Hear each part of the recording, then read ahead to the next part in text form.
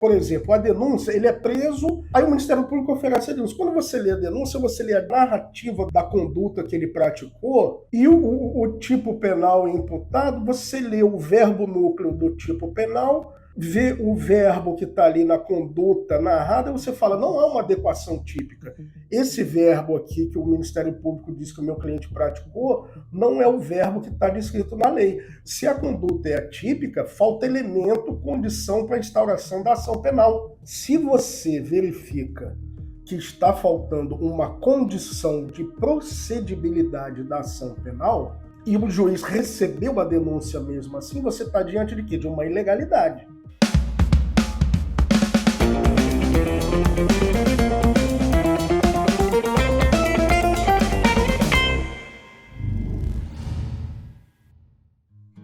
Oi, pessoal, bom dia. Vou falar um pouco aqui do habeas corpus. Os colegas advogados e advogadas que estão fazendo contato a respeito da mentoria em habeas corpus, percebi que há uma confusão, que eles tratam do habeas corpus usando a palavra, o termo recurso.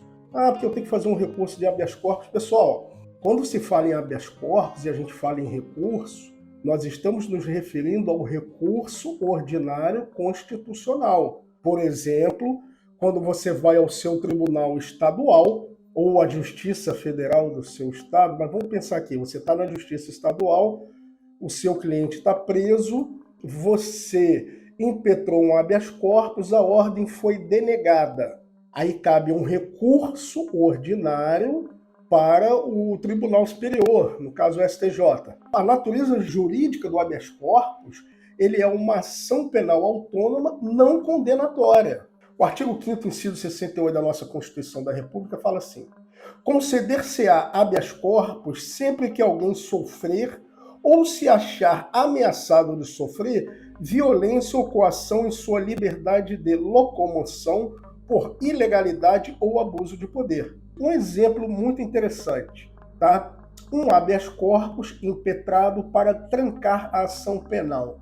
Né? Vamos ver aquela situação, o seu cliente, você foi procurado pela família, está preso, foi preso numa situação de suposta flagrância, foi preso em flagrante, foi à audiência de custódia e na audiência de custódia o julgador lá, a julgadora entendeu que a prisão ela ocorreu de forma legal, que não deve ser relaxado o flagrante e converte em prisão preventiva, prisão cautelar.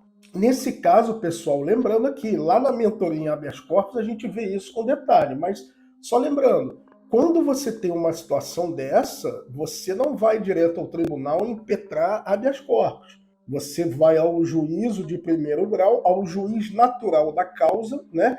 A audiência de custódia é uma audiência ali cautelar, para averiguar a legalidade da prisão.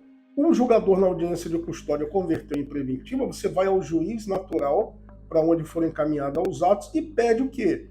A revogação da preventiva. Ok? Negado esse pedido, aí você impetra um HC no tribunal, porque aí não houve supressão de instância. Se você for direto ao tribunal, pode ter sua ordem denegada por questões processuais, supressão de instância. Então vem um detalhe aqui, quando você impetra o HC no tribunal, olha o que diz aqui o artigo da Constituição. Essa ameaça de violência ou coação à liberdade, ela tem que ser em função de ilegalidade ou abuso de poder.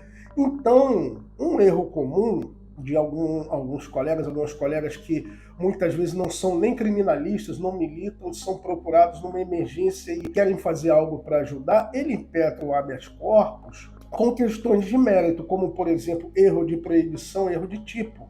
Isso aí é matéria de dilação probatória da ação penal. O habeas corpus tem que demonstrar uma ilegalidade. Por exemplo, o habeas corpus, cujo o pedido seja o trancamento da ação penal. Digamos que nessa situação hipotética que eu falei, você foi procurado, o cliente foi preso em flagrante, você olha lá, você vê, mas peraí, isso aqui não é crime. Aí o Ministério Público oferece a denúncia. Quando você lê a denúncia, você lê a narrativa da conduta que ele praticou, e o tipo penal imputado, você lê o verbo núcleo do tipo penal, vê o verbo que está ali na conduta narrada, você fala, não há uma adequação típica. esse verbo aqui que o Ministério Público diz que o meu cliente praticou não é o verbo que está descrito na lei. Se a conduta é atípica, falta elemento, condição para a instauração da ação penal. Se você verifica que está faltando uma condição de procedibilidade da ação penal e o juiz recebeu a denúncia mesmo assim, você está diante de quê? De uma ilegalidade. Concorda? Então você impetra um HC no tribunal, que é o tribunal que tem a competência para julgar o ato daquele juiz, se for uma vara federal, o TRF, ou se for uma vara do Estado, o Tribunal do Estado. Nessa situação, você impetra um HC no tribunal que foi instaurada sem as condições de procedibilidade, ou seja, há uma ilegalidade no processo penal e o seu cliente corre o risco de ser condenado por algo que não é crime. E aí você impetra um habeas corpus pedindo que essa ação penal seja trancada porque há ausência de tipicidade na conduta. O que está narrado ali que o seu cliente fez não é o que a lei diz que é punível. Esse é um caso típico de habeas corpus para o trancamento da ação penal.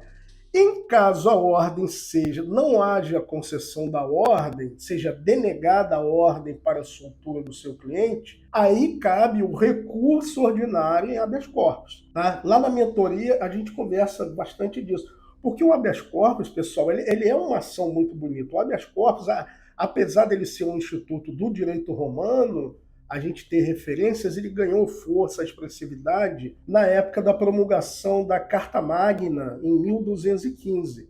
Né? Esse evento é um evento marcante. Quem estuda o direito constitucional sabe que é um marco para o direito constitucional hoje contemporâneo, em 1215, quando os poderes do rei e do monarca, que na época eram totalmente absolutos, aqueles poderes foram questionados pelos barões e pela primeira vez um documento em que foi limitado o poder real. E ali tem a referência do habeas corpus. Depois, em 1679, na Inglaterra também, a Carta de 1215 foi no reinado do João Sem Terra. Em 1679, se não me engano, no reinado de Carlos II, teve o Habeas Corpus Act, que aí foi editado um ato realmente regulando, formatando a ação de habeas corpus, sim, no século XVII.